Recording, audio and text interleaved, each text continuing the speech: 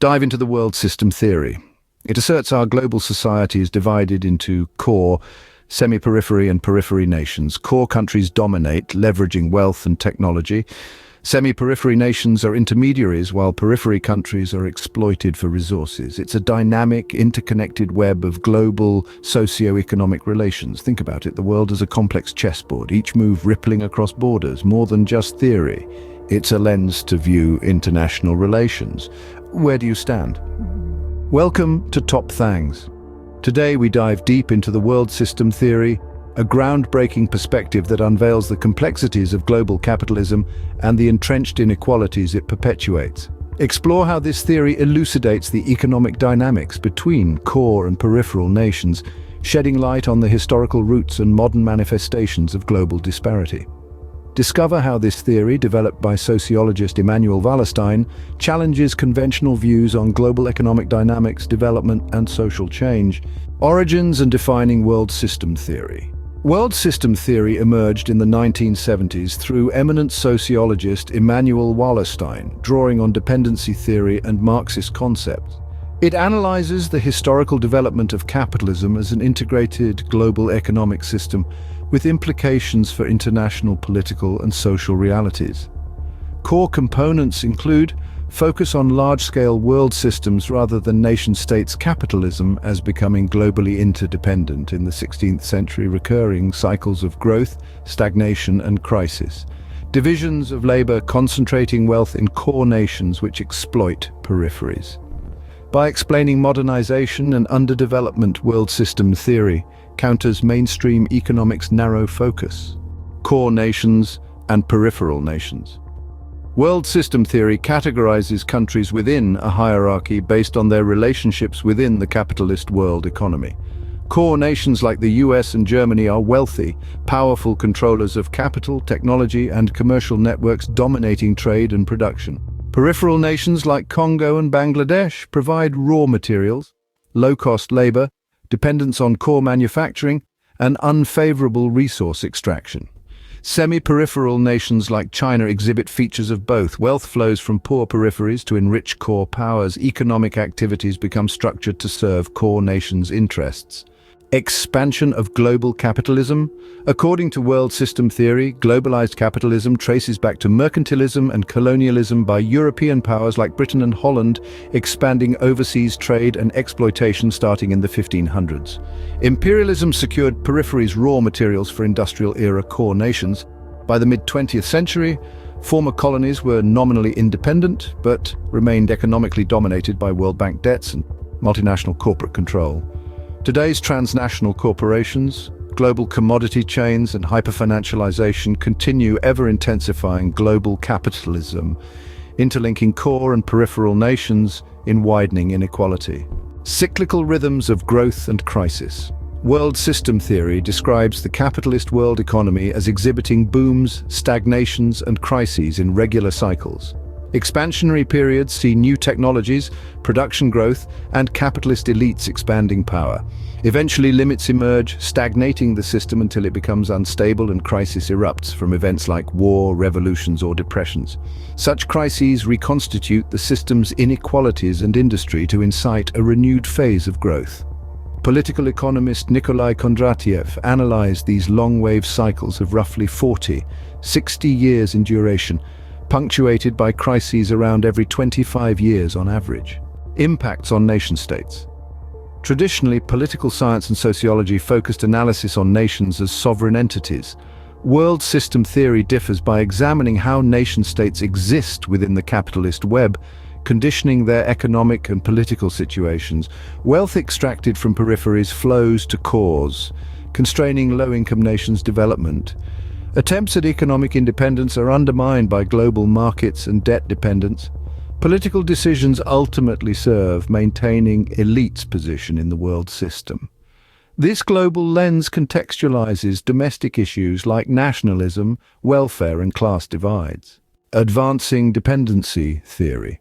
World system theory expands dependency theory originating among Latin American Marxist thinkers in the 1950s to 1960s. Dependency theory understood impoverished nations were not undeveloped, but actively underdeveloped. by colonial exploitation of resources and labor, preventing indigenous economic growth and trapping countries in poverty. Wallerstein advanced this by situating dependency in the larger structure of the global division of labor, systematically disadvantaging peripheries. Poverty results from ransacking of wealth by imperial core powers. Perspectives on development and social change. Mainstream modernization theory claimed poor nations could develop by following advanced nations' technological path. Dependency theory conversely criticized this view as Eurocentric and warned against money-centered development. World system theory also disputes ethnocentric models of linear progress, arguing genuine solutions lie in restructuring the system of asymmetrical power relations, trapping peripheries in deprivation. It advocates social change through a coordinated anti-systemic global movement, not mere national reforms within a rigged system. Applying world system theory, academics have applied world system theory across disciplines to issues like social unrest spreading through peripheral regions, reinforcement of authoritarian regimes benefiting elites, environmental damage from unchecked industrial capitalism, public health crises concentrated in deprived populations, biopiracy by multinational pharmaceutical corporations, gender, racial, and ethnic dimensions of exploitation. The global systemic viewpoint highlights causes otherwise obscured, informing advocacy. Critiques and debates. World system theory has elicited extensive debates. Critics charge it overgeneralizes diverse nations' experiences into rigid categories. Others argue individual agency and domestic factors also substantially impact development. Marxists criticize its capitalism focus as minimizing class struggle. Post-colonial theorists say it de-emphasizes cultural imperialism and struggles for self-determination. Feminist scholars illuminate how women disproportionately bear the burden of poverty and unsafe industrial labor.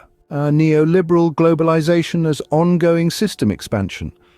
World system theorists argue that post-1970s neoliberal policies, financial deregulation, privatization, weakened labor power, slashes in social spending, ballooning debt, and corporate consolidation represent capitalism aggressively expanding and deepening its worldwide grip.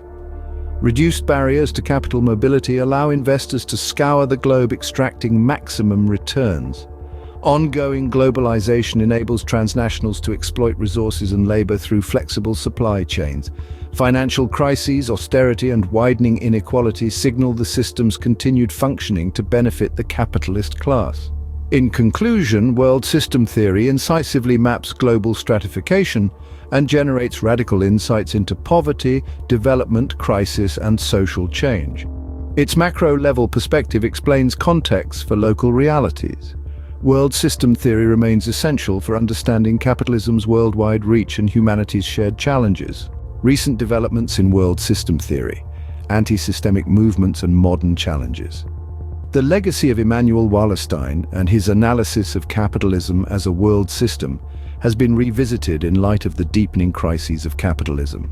Wallerstein's work, especially his critique of modernization theory and his emphasis on the enduring impact of Western imperialism, remains highly relevant. He saw anti-systemic movements, such as the global protests of 1968, as central to challenging the established capitalist order. His analysis underscores the systemic inequalities fostered by the capitalist world economy and the periodic upheavals that seek to address these imbalances. Cyclical rhythms and structural crises. Wallerstein's concept of cyclical rhythms, including economic long waves and the rise and fall of hegemonic powers, continues to provide insight into the current state of global capitalism. His assertion that the capitalist system is marked by periods of expansion and crisis, leading to a terminal structural crisis when the system can no longer expand geographically, is particularly poignant today. This perspective helps to understand the ongoing challenges faced by the global capitalist system, including financial crises and the limitations of neoliberal globalization, knowledge economy, and climate change. The knowledge economy exemplifies the complex dynamics of the world system, with developed countries or the core dominating technological and financial sectors, while peripheral and semi-peripheral countries engage in a nuanced interdependence within the global capitalist system. This reveals a more intricate structure of global inequality than traditional models suggest. Additionally, the politics of climate change highlight the unequal exchange and responsibility of core countries in contributing to global warming, underscoring the environmental dimensions of world system theory. Critiques and evolving perspectives.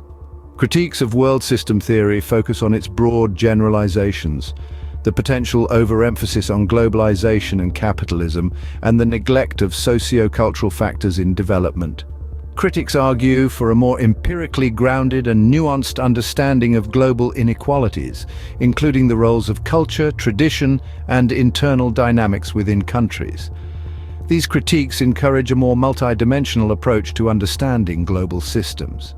Conclusion and future directions. World system theory continues to offer a powerful framework for analyzing global inequality and the dynamics of capitalism. However, recent critiques and developments suggest the need for a more nuanced and empirically supported approach that considers socio-cultural factors and internal dynamics within countries.